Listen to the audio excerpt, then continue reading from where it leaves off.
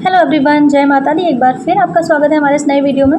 यहाँ पे आज हम बात करने वाले हैं, अगर सीटेट आपका बार बार एग्जाम आप दे रहे हो, जैसे मेरे ही वीडियोस के कमेंट में मैंने पढ़ा है बहुत बार, एक एक दो दो नंबर से इतने लोगों का सीटेट रहा है कि मैं बता नहीं सकती हूँ। या जो लोग पहली बार दे रहे हैं उनको भी डाउट रहता है कि ऐसा ना हो ना निकले, निकलेगा नहीं निकलेगा। और जो 3 वो टिप्स होते हैं कि भाई आप सिलेबस के अकॉर्डिंग पढ़ो, आप बार बार रिवीजन करो, प्रीवियस ईयर क्वेश्चंस करो, ये तो बेस्ट है। इसको फॉलो कर सकते हो देन तो बहुत ही अच्छी बात है। लेकिन इसके बाद भी बहुत सारे लोग ऐसे हैं जिनका सीटेट नहीं क्वालिफाई हुआ है। एक कमेंट मेरे में आया था कि मैं ऐसा क्या करूं जिससे मेरा सीटेट क्लियर हो जाए इस बार। तो जिनका नहीं क्लियर हो रहा होता है उनको बहुत बड़ी चीज़ लगती है सीटेट एग्ज़ाम। 90 नंबर का क्राइटेरिया भी बहुत बड़ा लगता है जिनका नहीं क्लियर हो रहा रहता है। अब कोई ज़रूरी नहीं कि जिनका क्लियर नहीं हो रहा है उनको दिमाग नहीं है या वो पढ़ते नहीं हैं। कभी कभी ऐसा हो जाता है सीटेट की, अगर आपको लैंग्वेज समझ में नहीं आएगी तो सीटेट आप नहीं क्लियर कर सकते हो। तो यहाँ पे हम बात करेंगे प्रीवियस ईयर क्वेश्चंस करके, यानी जो प्रीवियस ईयर के पेपर्स हैं उनको करके, क्वेश्चंस को करके हम कैसे सीटेट को क्लियर करने वाले हैं। तो यहाँ पे आप सिर्फ 3 साल के प्रीवियस ईयर का जो है आपको करना है। बाकी आप लेके आ सकते हो, जैसे 2024 से मिलते हैं, 20 से मिलते हैं, पूरा लेके आओ। जितना भी टाइम है उतना करेंगे उतना ज़्यादा हमें यहाँ पे बेनिफिट मिलेगा। फ़िलहाल स्टार्टिंग हमें करनी है, सिर्फ 3 साल के पेपर उठा लो। 3 साल में आपको पता है कि 1 साल में 2 बार पेपर होता है, तो 3 साल में यहाँ पे आपके कितने क्वेश्चन पेपर हो गए? 6, यानी 150 इंटू 6, ठीक है। तो मान के चलो अगर सीडीपी के 6 आपने कर लिए तो 30 क्वेश्चन होते हैं, 6 × 18, 180 प्रश्न आपके हो गए। बस वही 180 प्रश्न उठाओ आप। जैसे कि मैंने बुक खोली, अब यहाँ पे जैसे माइंड में आता है कि हम कौन सी पब्लिकेशन की बुक लें, तो ये मेरे पास किरण पब्लिकेशन की बुक है।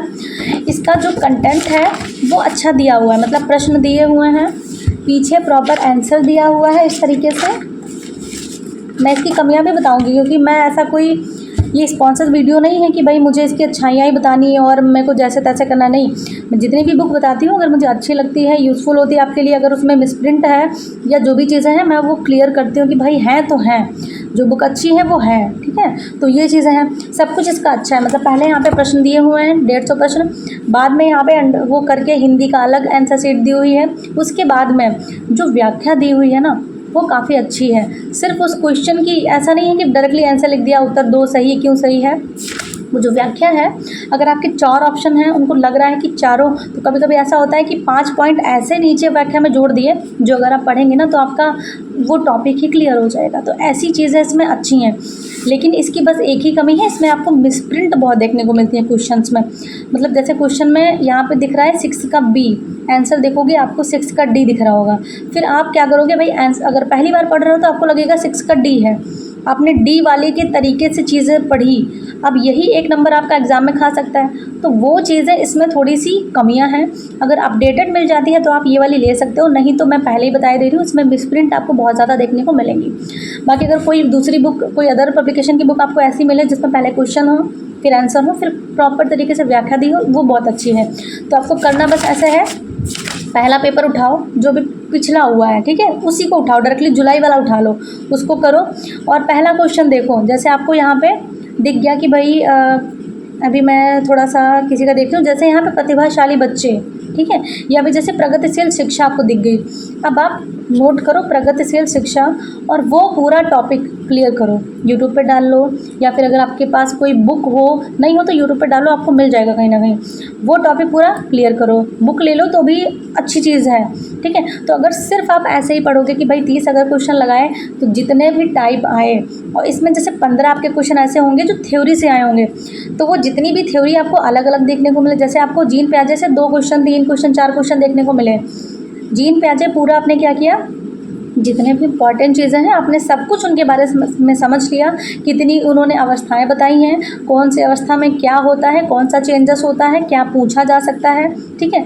वो सारा कुछ आपको पढ़ लेना है। अब एक बार पढ़ने से आपको समझ में नहीं आएगा, लेकिन आपको बार बार इस चीज़ का रिवीजन करना है। फिर दूसरा आप टॉपिक उठाओ, बुद्धि से क्वेश्चन आ गया, बुद्धि टॉपिक पूरा कंप्लीट करो। प्रगतिशील शिक्षा आ गई, प्रगतिशील शिक्षा को पूरा कंप्लीट करो। समावेशी शिक्षा आ गई, उसको पूरा प्रॉपर से पढ़ लो। बाकी जो आपके पेडागॉजी के आ रहे हैं वो आप समझ समझ के करोगे, धीरे धीरे आपको उसकी जो शब्द शब्दावली है, उसका जो किस तरह का प्रश्न आते हैं वो आपके समझ में धीरे धीरे आते रहेंगे। और आप पहले दिन से ही नोट करोगे, जब आप कम से कम 2 से 4 लगा चुके होगे ना, देन आप देखोगे कि जो आपकी चीज़ें हैं, आपका जो स्कोर है वो अभी से होने लगा है। मतलब जो पेडागोजी होती है वो क्वेश्चन आप कर पा रहे हो ज़्यादा टिक। और अगर आपने जीन पियाजे, वाइगोत्स्की, कोहल वर्ग और समावेशी शिक्षा क्या है, प्रगतिशील शिक्षा, बुद्धि है, और ये सारी चीज़ें अगर आप पढ़ ली, जो आपका सिलेबस में है चीज़ें, तो और जो ये आपका डिसलेक्सिया होता है, जो आपके ये डिजीज़ होते हैं, ठीक है, पठन विकार जो होते हैं, इनको आपको जो समझ लिया आपने, अभिप्रेरणा क्या है, ठीक है, विकास क्या है, बुद्धि क्या है, ये चीज़ अगर आप पढ़ लेंगे तो आपका ये जो आपका जितने भी आपके 5 सब्जेक्ट हैं, इन सब में पेडागोजी में वर्क करेगा। जैसे आपने मापन पढ़ लिया, आकलन पढ़ लिया, ठीक है, तो आपकी पेडागोजी में भी वर्क करेंगी ये चीज़ें। धीरे धीरे आपका जो जिन चीज़ों की वजह से आप फेल हो रहे हैं वो चीज़ें आपको समझ में आने लगेंगी। आप उनकी गलतियों पे आपको वर्क करने का भी अभी प्रॉपर टाइम है। बस यही एक मेन होता है कि जो गलतियाँ आपसे हो रही हैं आप उन पे कितना वर्क कर पा रहे हो, यही आपकी सक्सेस को डिफ़ाइन करेगा, यही आपकी सक्सेस को क्या करेगा, डिसाइड करेगा। तो यहाँ पे वो चीज़ें आपको करनी ही नहीं है। तो बस इस तरीके से भी अगर आप करोगे ना, तो जब आपका एग्ज़ाम होगा ना, तब आप देखोगे कि काफ़ी चेंजेस आप में आ चुका होगा और यहीं से आप 100+ 110 ऐसे स्कोर कर जाओगे सिर्फ इसी के बेस पे। मतलब अगर आप सिलेबस मत देखो, कहीं से कुछ मत करो, तो भी आप सिर्फ इसके बेस पे अगर आप करने लगो ना, इससे देखिए 2 फ़ायदे होते हैं। पहली बात, आपके टॉपिक क्लियर हो रहे हैं, ठीक है।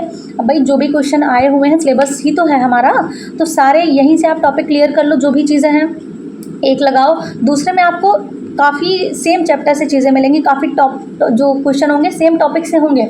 जैसे जीन पियाजे है, वाइगोत्स्की है, जितने मैंने टॉपिक बताए, कुछ ऐसे होंगे जो पिछले में नहीं थे, जो आगे वाला जो पेपर कर रहे होगे 30 क्वेश्चन CDP में, वहाँ से होंगे। वो टॉपिक क्लियर कर लो।